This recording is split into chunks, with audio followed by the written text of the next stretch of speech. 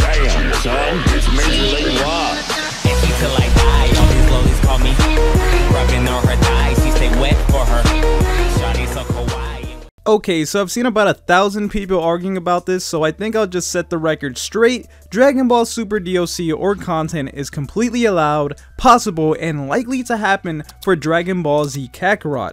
A lot of people keep pointing to the title of the game, specifically saying Dragon Ball Z, but if you've played Dragon Ball games for a long time, you should be able to figure out that that doesn't mean anything. Dragon Ball Z games had content from Dragon Ball GT. The roster would have characters like Super Saiyan 4 Goku and Vegeta, Super 17, and Omega Shenron.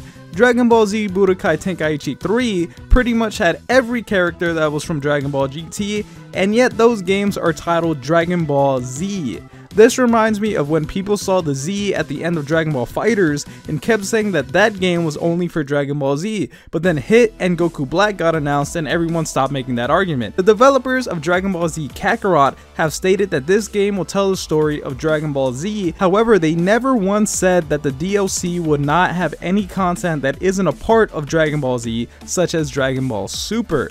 The game at this moment has content that is not from Dragon Ball Z. There are characters from the original Dragon Ball Online, Dragon Ball Xenoverse, and Dragon Ball FighterZ, so I don't see why it would be a big shocker to people if they added content from Dragon Ball Super.